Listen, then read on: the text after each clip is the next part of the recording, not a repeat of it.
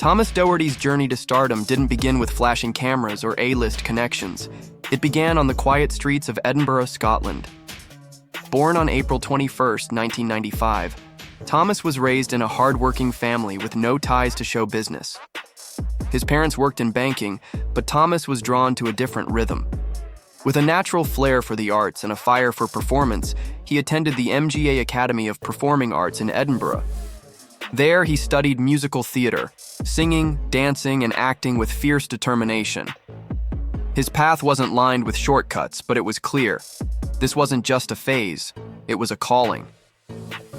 After graduating in 2015, Thomas didn't jump into fame. He served tables and hustled auditions. It was the kind of real-world grind most people don't see when the fame kicks in. But through every audition and rejection, he kept going. His early work in commercials and minor theater productions shaped him not just as a performer, but as a person. That resilience eventually paid off when he landed his first major role on Disney Channel's The Lodge, where he played Sean Matthews. It was a breakout part that allowed him to act, sing, and charm an international teen audience all at once. While The Lodge introduced him, it was Disney's Descendants franchise that truly launched Thomas into the spotlight.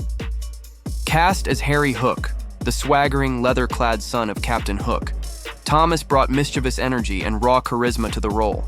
He wasn't just a villain, he was magnetic. With a pirate's snarl and musical flair, he captured attention, far beyond Disney's core fan base. In Descendants 2 and 3, he cemented his place as a rising star who could handle both performance and persona, equal parts Broadway flair and Hollywood cool.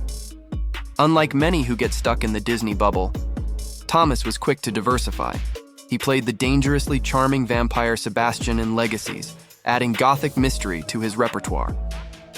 He starred in Hulu's high-fidelity reboot alongside Zoe Kravitz, playing a flirtatious British musician that fans instantly adored.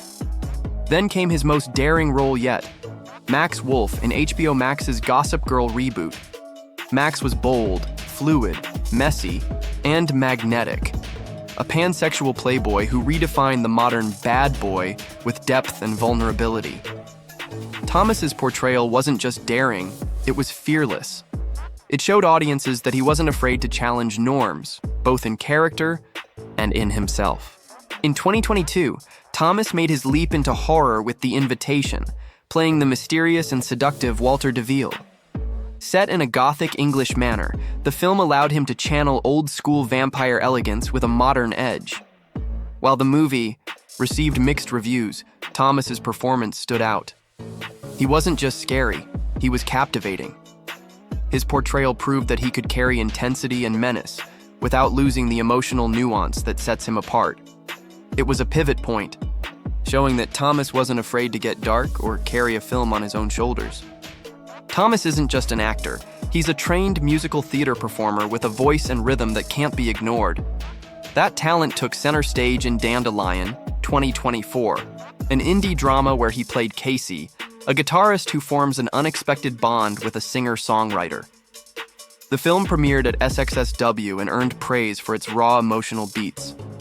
It gave Thomas the chance to merge music and acting in a deeply personal way, showcasing his softer, more introspective side. For fans who knew him from more flamboyant roles, Dandelion revealed a new, vulnerable layer. Thomas has also become a fashion icon in his own right.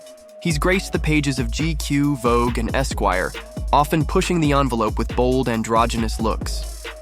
Whether he's in a kilt honoring his Scottish roots or a high-fashion suit with pearl earrings, his style is daring without ever feeling forced.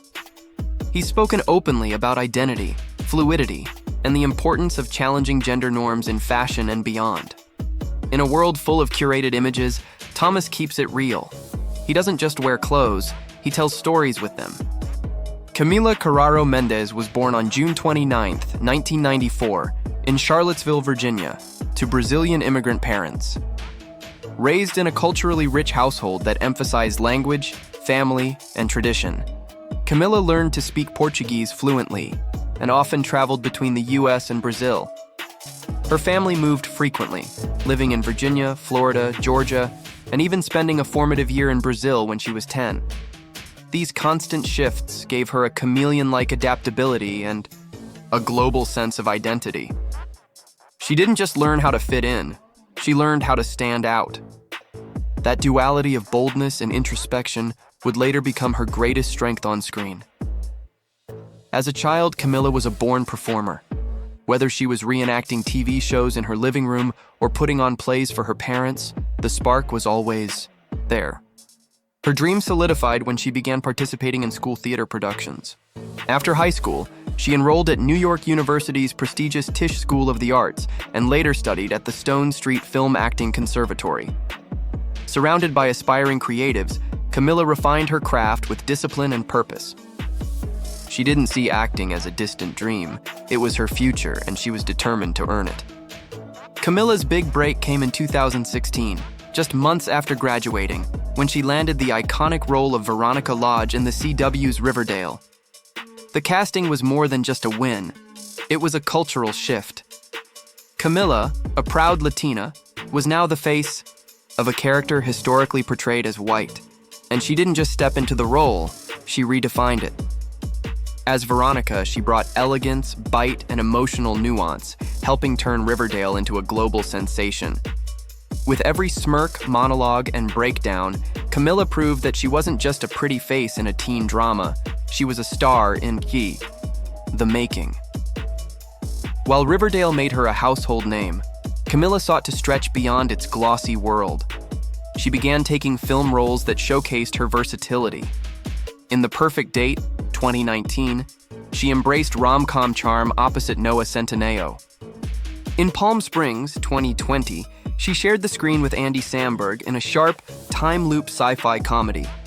And in Dangerous Lies, 2020, she stepped into the thriller genre. Though the roles varied, her dedication remained the same.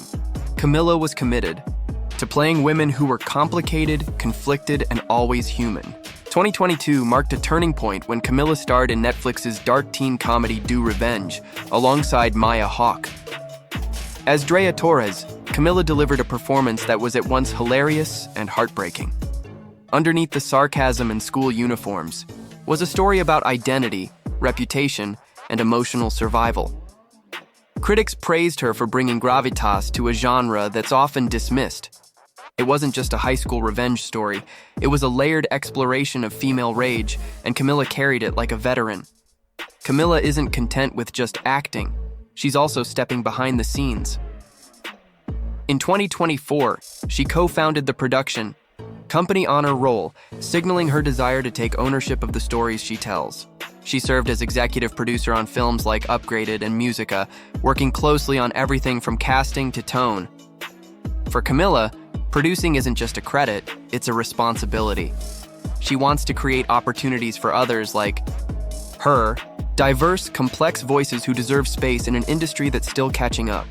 With every project, she's not just breaking boundaries, she's building new ones. Camila's upcoming role as Tila in Masters of the Universe is perhaps her most physically demanding yet. Playing a warrior in a fantasy epic required months of strength training, choreography, and mental preparation. She's taken the challenge head-on, embracing the intensity and honoring the role's legacy. This isn't just a superhero role, it's a chance to step into a new genre and show that her range extends far beyond teen drama. It's a bold step forward, both artistically and personally, and fans are already anticipating a powerful transformation.